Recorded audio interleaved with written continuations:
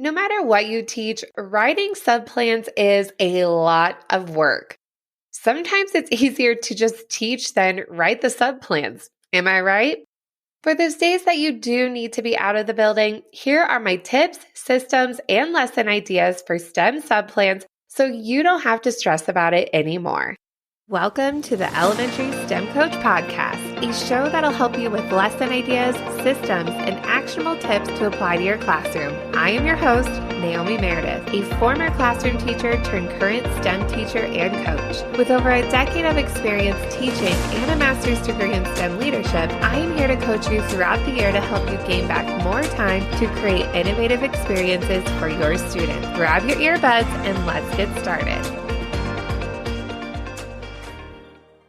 This episode was inspired by a question that I got on my Instagram DMs the other day, and it's from @InspiredKia.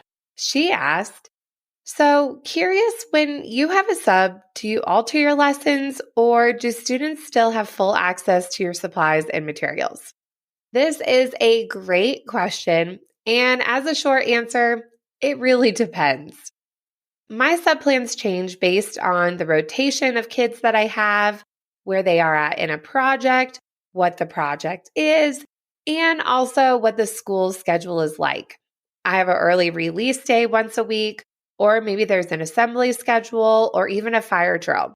It really all depends, so I'll be sharing with you all the different ideas that I have for subplans that have worked well in my classroom that you can use in yours. Before we even get into the actual plans, first, you need to create a subplan template. This is going to save you a lot of time when you are getting your subplans ready, whether you know ahead of time you're going to be gone or if you need them last minute. I use my same template year after year with some modifications. Again, it makes it so much easier if you have this system put in place. I first create just a simple Google Doc template, and I create a one-column table where for each section are the different things that I'm going to add into that plan. The nice thing about making this a Google Doc is that you can just make a copy of it and create different templates for different days. This is helpful if you have different schedules for different days, which I've also had that in the past. But also if you want to create a template for a half-day morning or a half-day afternoon, that's really helpful as well. Here's what I put in each section in the order that they go in before I even get to the actual plans. I've had a lot of subs over the years tell me they love the organization of my subplans and they have appreciated the information that I have included for them. So take this feedback that I have gotten and take a look at your own subplans. Maybe you don't even have any yet, and see how you can tweak them and make them even better. At the top of my subplans in that first section is just a welcome message, letting them know I'm so grateful for them to have them here. If I personally know the sub, I might write them something sweet or funny just to give them a little laugh. So a nice little introduction. Also, depending on the sub, I might give them my phone number. Also depends on where I am at for the day. If I'm at a training, I don't mind giving my phone number or email. But if I'm on vacation, I will not include that information. After that, I will have what to do for attendance. I personally don't have to take attendance for my classes, but you might. So add in that information and how to do that for a sub. After that is my behavior protocols and just a general sense of what I do for behaviors, positive and negative, and if there are any school-wide incentives that the sub needs to give out. For example, my school has something called Tiger Paws, and other teachers can compliment another class and award them a Tiger Paw, which in turn the classes are collecting Tiger Paws to earn a class party. Our substitute or guest teachers, they can actually give classes a Golden Paw, which is worth 5 paws. Classes really have to work hard to get these Golden Paws, and I let my sub know within these notes what a Golden Paw is and how classes can receive them. After that is just a basic list of phone numbers for emergencies and who to contact if they need help. I will also leave these important phone numbers by my telephone, so that is also helpful to have on hand for myself, but of course for a sub. After that, I also include my daily schedule and my duty schedule. Even if a sub doesn't have to cover my duty for the day, I just like to include all of them that I have throughout this school year. And then I'll just highlight the duty if that pertains to that particular day. Like I said, I have 2 different time schedules for my week. So I have my regular Monday, Tuesday, Thursday, Friday schedule. But then on Wednesdays, the time changes a little bit. So I include all of that on my template. And again, I'll just highlight the day that I am gone and the schedule that the sub needs to keep track of. Just a nice little hack. If you set this up beforehand, you don't have to type it in again for the rest of the school year and you have it ready to go and you're not scrambling or forgetting about any of those different schedules or special duties that you have. Next, I will write down what the seating looks like in my classroom, what students will do when they enter my room, where they will sit, and then what it looks like when they're sitting at my tables. I have 2 different types of chairs in my classroom, and one of my tables has these big black chairs that are ginormous for my first and kindergartners, and I don't let them sit in them because they fall in them, they can't get in the chair, they don't know how to push them in. So I include this in my notes that students can sit at the other tables with the blue or green stools. My older students sit at tables that correspond with their classroom number, and I have a sheet on their table that has the different numbers that are all mixed up. So I just let the sub know about this. So if kids think they can sit wherever they want, that's not always the case. I let them do that when they're with me, but just so the sub is aware. I don't write down their seating numbers. You can go ahead and do this. I just trust the kids just sit at their numbers. I don't get too particular about it, but you know your kids best. So if you do need to include a seating chart, go for it. Finally, I do list out the activities in order of when they'll happen throughout the day and what the sub will need to do with the kids. So that is just the sub plan template. So this is the one that you would write on and modify as needed. Separate from that, I actually have a simple sub binder, and I had this when I was a classroom teacher as well, but this is the more detailed information about the school. A handy trick with this is oftentimes at the beginning of the year, you might get a whole lot of paperwork from your front office with maps, what to do in emergency, referral forms, school schedules, all of that information. I actually just put it in my sub binder, so it's just in one location. I go to this binder if I need that information, but it's just all helpful. It's all in one place for my sub. I also like to include in here different things that could be for fast finishers.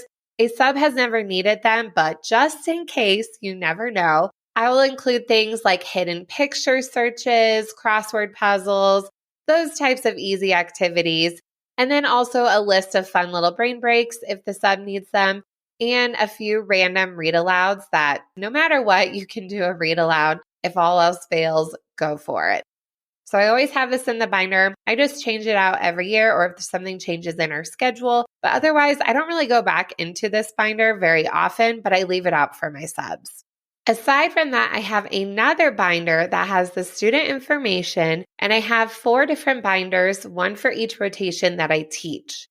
Again, I also use this binder as a teacher for my class list. It has all of my classes of my students.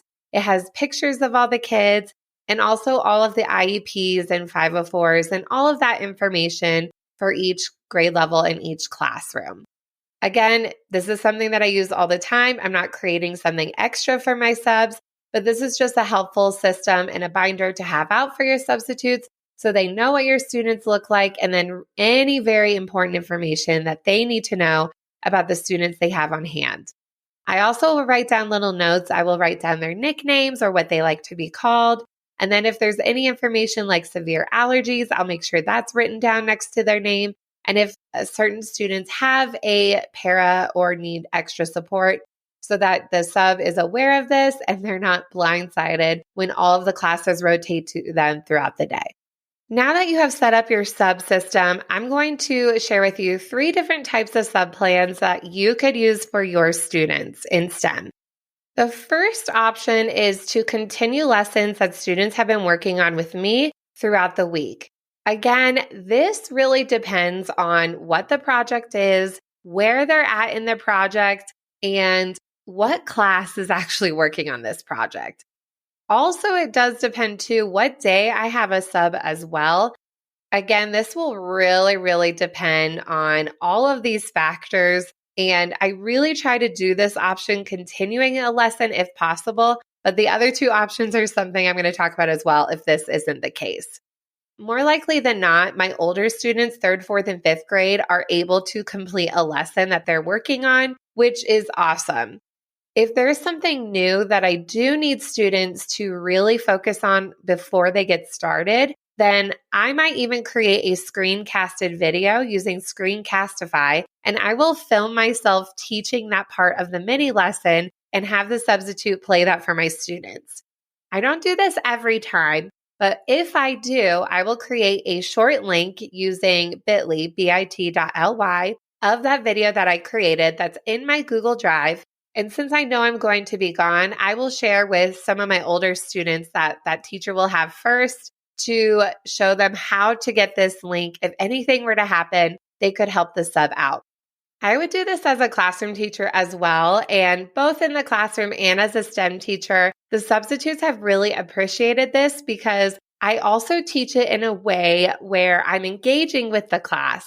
So I'm not just talking at the kids. I will say, raise your hand if, or turn and talk to a partner about this. So I really try to make it interactive, even though it's recorded. And my substitutes have even told me they've really liked it when I've left these videos and they could see how I am as a teacher, because sometimes I don't always meet the substitutes. And they've really enjoyed this, and it's helped set the tone for the class, and the kids have a better idea of what they're going to be working on throughout the lesson. The second option that works excellent for subplans is STEM and stories.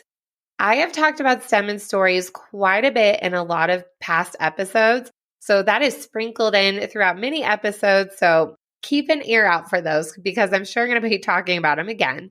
I also have a couple bundles of STEM and story lessons that I have taught with my students that you could just grab and use for future subplans as well. I don't typically teach STEM and stories that often in my classroom because I like to save them as subplans. Substitutes I've found really like doing read alouds, and this is a great way to capture the students' attention. The students are going to listen to a story. They might plan their design and then build their design, probably using reusable objects like blocks or Lego bricks. I won't typically do makerspace materials for these challenges because I have a whole set of rules in place when it comes to makerspace. So make sure you go back and listen to those past episodes as well, because I explained my whole system and rules for that. But I have found that these STEM and stories lessons have been really successful for substitutes. They're easy to prepare beforehand, and a sub can do it for multiple classes throughout the day. Also, since you probably teach a lot of kids, you can have a bank of these prepared and then just keep track of which classes have done which story. And then your subplans might even be done for the rest of the school year. So I highly recommend saving these STEM and stories for these special moments. And again, I have a bunch of them already made for you, so your subplanning might even be done. A couple of my favorite books that I love for STEM and stories is After the Fall by Dan Santat, Not a Box by Antoinette Portis, and Rosie Revere Engineer by Andrea Beatty. Finally, the third option that you can do for your STEM subplans, and this is a last resort, is to do a video. I also have this on hand for whatever reason. I have had times where I've woken up and I've lost my voice and I can't teach, and I wasn't prepared for that. And so sometimes just having a video, you just got to do it. Don't recommend doing this all the time, but it's just something, again, good to have on hand. When I do a video, I actually create an accountability sheet that students have to fill out when they're watching, and I will add into the plans that I would like the sub to collect these sheets that students filled out. And I will pick a few winners of kids who really tried and really showed their work while they were watching and give them a prize. This really helps the sub out because the kids might be even more engaged in the video. And I don't even say what the prize is. I just think of it last minute. So they don't even know what they're trying to earn, but they just want to be the ones who win. So that has been really, really helpful. My top 3 videos that I love using in the STEM space that are actually related to content is first, Monsters, Inc., and it is rated G. And when students watch Monsters, Inc., they have to draw 3 inventions they see that the monsters use throughout the video. And then I also leave a space for them where they can draw an invention that they think would be helpful for the monsters to use. I have all 3 of these, by the way, that I'm going to talk about in my TPT shop for free. And so, of course, this will all be linked in the show notes as well. The second video that I like to use, this is more for 4th and 5th grade, is Dream Big. And the last time I checked, it was on Netflix, but it also might be on some other streaming platforms. I actually heard of this video. I got sent the physical DVD, and I think a lot of STEM teachers that year did, but it's actually really good. It shows kids how engineering and all types of engineering is being used in our real world. And it's super, super interesting. And it's all these short little videos along the way. Highly recommend watching it on a Friday night. It's actually really good. There is one caveat. There's one little part where these high school students have a robotics competition or they're building something and their design keeps sinking. It keeps sinking or it keeps getting water in it. It's one of those.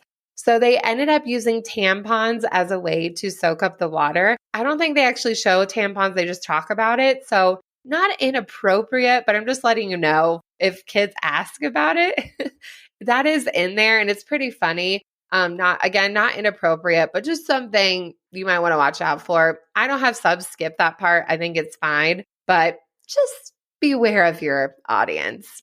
And then the third video I like to use in the STEM space, also rated G, is Rio with those cute little singing birds, and the songs are super catchy. And I have students draw 5 or more different animals that they see in the rainforest habitat. Now, pro tip, it's really nice for the subs if you mix up the videos throughout the day. So if you have Rio for K and 1, you have Monsters, Inc. for 2 and 3, and then Dream Big for 4 and 5, then the sub doesn't have to watch the same video 6 times, and they will appreciate that. And then you can also just keep track of who watches what, so then you're not watching the same movie all day, and then you have to think of a new one for the next time. It's just nice to mix it up. Also, this sounds a little bit backwards. I actually use the real old school DVDs for these videos. I don't trust the Wi-Fi when I'm gone, and of course it's not going to work when I'm not there. So I actually have a DVD player hooked up to my TV in case of an emergency, and I know that the video is going to play. If you don't have a DVD player, you don't want to go as old school as me, then I recommend pre-downloading the video, not having it go in a web browser, because again, it might not work when you're not there. So definitely not innovative, but maybe it is innovative because I'm solving a problem through old school technology. I don't know. It has worked well and has been totally okay. For any teacher technology too, I also take pictures of what the remotes look like. I create a visual chart of all the teacher technology so that they can find it and know exactly what buttons to click. So that is also another great tip to have as well. And that's something that I will keep inside of my sub binder whenever I need it. As a recap, here are my tips, lesson ideas, and systems when it comes to writing your STEM sub plans. First, create templates for writing your plans. Next, you can have the option of students continuing the projects they're already working on. Second, you can also create STEM and story lessons or have them prepared and ready to go. And third, as a last resort, you can do related STEM movies. Overall, writing sub-plans isn't fun for anybody. It is my least favorite thing to do as a teacher, but hopefully with all of these ideas, you can feel more prepared so you can even have things ready to go. So in the case that you have to be gone, it won't be as stressful. You can grab and go and then be on your way for the day that you are not in the building. Thank you so much for listening to today's episode of the Elementary STEM Coach Podcast. I would love to connect with you over on Instagram at NaomiMeredith_ or send me an email to elementarystemcoachpodcast@gmail.com. Also, make sure to check out my website, NaomiMeredith.com, to see all the show notes from today's episode and shop my K-5 STEM resources. Any questions you have, needs for resources, or ideas for episodes, get in touch. I'll talk to you soon.